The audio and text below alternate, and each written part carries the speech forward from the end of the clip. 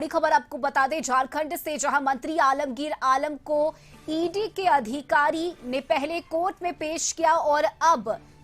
आलमगीर आलम को होटवार जेल ले जाया जा रहा है। 6 दिनों की रिमांड दी गई है और कल से रिमांड की अवधि शुरू होगी, लेकिन इससे पहले होटवार जेल में आलमगीर आलम को रखा जाएगा। ये बड़ी खबर आपको बता रहे हैं। मंत्री आलमगीर आलम को 6 दिनों की रिमांड पर दिया गया है और इससे पहले आज आलमगीर आलम को होटवार जेल ले जाया जा रहा है। कड़ी सुरक्षा के बीच आलमगीर आलम को होटवार जेल ले जाया जा रहा है और कल से पूछताछ का सिलसिला शुरू होगा।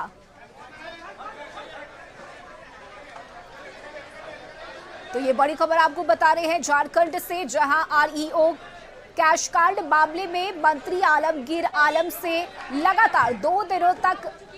ईडी के अधिकारियों ने पूछताछ किया, जिसके बाद कल देर शाम आलम की गिरफ्तारी कर ली गई। आज पीएमएलए कोर्ट में आलमगीर आलम को पेश किया गया। हालांकि ईडी के अधिकारियों ने 10 दिनों की रिमांड अवधि की मांग की, लेकिन कोर्ट की तरफ से 6 दिनों की रिमांड अवधि दी गई है और कल से पूछताछ का सिलसिला शुरू होगा। सहयोगी संदीप हमारे साथ जुड़ गए हैं। संदीप, होटवार जेल ले जाया जा रहा है आलमगीर आलम को कड़ी सुरक्षा के बीच, क्या अभी जानकारी मिल रही है? जी, मंत्री आलमगीर आलम को कोर्ट से निकालकर सीधे यहां से होटवार जेल ले जाया गया, क्योंकि कोर्ट ने उनको न्यायिक हिरासत पे भेजा है। हालांकि 10 दिन की रिमांड ईडी ने अदालत से मांगी थी और 6 दिन की जो रिमांड है ईडी को आलमगीर से पूछताछ के लिए मिली है और जो रिमांड की अवधि है उसकी शुरुआत कल से होगी, यानी कल से 6 दिनों तक उनसे पूछताछ होगी। आज उनको यहां से सीधे ईडी के जो अधिकारी थे कड़ी सुरक्षा के बीच में उनको न्यायिक हिरासत यानी होटवार जेल यहां से ले गए हैं। हालांकि आज की रात उनको होटवार जेल में ही गुजारना पड़ेगा और कल से ईडी के जो अधिकारी हैं उनसे अगले 6 दिनों तक इससे संबंधित जो भी सवाल हैं, पूछताछ है, वह करेगी। तो कल सुबह एक बार कह सकते हैं ईडी के जो अधिकारी होटवार पहुंचेंगे और मंत्री आलमगीर आलम को होटवार से सीधे ईडी दफ्तर ले जाएंगे और 6 दिनों तक जो उनसे पूछताछ होनी है वो पूछताछ का जो दौर है वह कल से शुरू होगा। हालांकि यदि आज की बात करें तो अदालत में आज आलमगीर आलम को प्रोड्यूस किया गया और जहां पे 10 दिन की रिमांड मांगी गई थी, हालांकि अदालत ने 6 दिन की ही रिमांड ग्रांट की है। वहीं दूसरी तरफ यदि बचाव पक्ष के अधिवक्ता की बात करें तो बचाव पक्ष के अधिवक्ता की तरफ से स्वास्थ्य का हवाला भी देते हुए कोर्ट में उससे संबंधित जो दस्तावेज हैं वो प्रोड्यूस किए गए हैं कि उनको जो कई बीमारियां हैं, चाहे बीपी की बात करें, शुगर की बात करें या फिर जो कभी कभी उनका जो ऑक्सीजन लेवल है सोने के दरमियान कम होता है, तो ऐसे कई तथ्य हैं उन अदालत के समक्ष बचाव पक्ष की तरफ से रखे गए हैं और उन स्वास्थ्य सुविधाओं का मांग भी किया गया है ताकि उनकी जो बीमारी है उनसे संबंधित जो सुविधा है वो दी जाए या फिर उनसे संबंधित जो उनका बीपी शुगर का जो दवा है जो डेली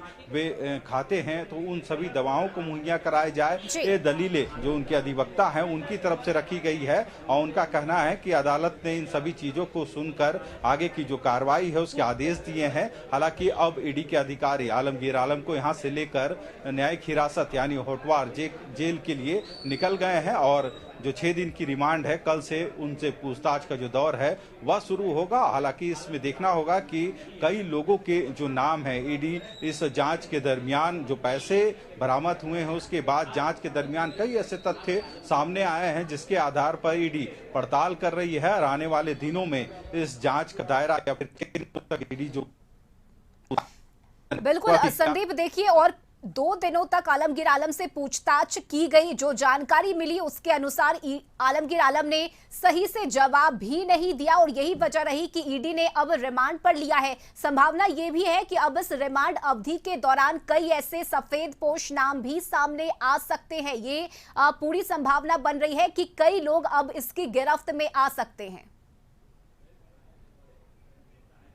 सही कहा, क्योंकि यदि ईडी की तफ्तीश की बात करें तो सबसे पहले इस मामले में उनके पीए संजीव लाल और जहांगीर आलम की गिरफ्तारी हुई थी और जहांगीर आलम के आवास से ही जो करोड़ों की नकदी थी वो बरामद हुए थे, जिसके बाद ईडी ने अपनी जो जांच का दायरा है उसे बढ़ाया और उसके बाद उस दायरे में मंत्री आलमगीर आए और यही वजह है कि उनसे 2 दिनों तक पूछताछ के बाद उनकी अरेस्टिंग होती है और इस मामले पर अब रिमांड की अवधि कल से शुरू होगी। तो इन 6 दिनों में ईडी जरूर चाहेगी कि इस पूरे प्रकरण में और कितने लोगों की संलिप्तता है या फिर जो पैसे बरामद हुए थे जहांगीर आलम के आवास से वो पैसे किनके हैं, क्योंकि जो बातें अब तक जांच के दरमियान आए हैं उस बातों पे यदि देखा जाए तो उस जांच में यह स्पष्ट नजर आ रहा है कि कहीं ना कहीं यह पूरा जो पैसा था वो टेंडर मैनेज या फिर टेंडर के पैसे थे और कहीं ना कहीं जो कई लोगों से पैसे लिए गए थे और कई लोगों तक पैसे पहुंचाए भी गए थे। तो इन सभी तथ्यों की जांच ईडी लगातार कर रही है। अब देखना होगा कि कई चेहरे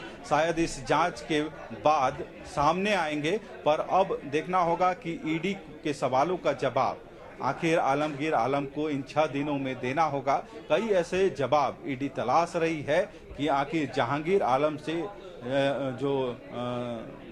जो मंत्री हैं आलमगीर, उनका क्या संबंध है या फिर जो उनके पीएस है वो कैसे इतने पैसों की एक जगह कह सकते हैं जमा करके रखे हुए थे और ये पैसे कहां से आए, किन के द्वारा लिए गए थे या फिर यहां से किन किन लोगों तक पैसे पहुंचाए गए, इन सभी की तफ्तीश ईडी जरूर कर रही है। और यही वजह है कि जो ईडी अब की जो कार्रवाई हुई है उसमें सबसे पहले 2 लोगों की गिरफ्तारी हुई थी, फिर मंत्री आलमगीर आलम की गिरफ्तारी हुई है। तो कह सकते हैं गठबंधन या कांग्रेस के लिए एक बड़ा झटका है मंत्री आलमगीर आलम का गिरफ्तारी होना इस कैश कांड में। और जो जहांगीर आलम के आवास से पैसे बरामद हुए हैं लगभग 32 करोड़ से ऊपर और कहीं ना कहीं उसके तार कई लोगों से जुड़े हुए हैं, उन तक पहुंचने की ईडी लगातार कोशिश कर रही है ताकि जिसकी भी इस मामले में संलिप्तता है उनको इस मामले पर लेके उन पर कार्रवाई हो सके। और अब तक देखें तो ईडी एक बड़ी कार्रवाई इस मार्फत कर चुकी है,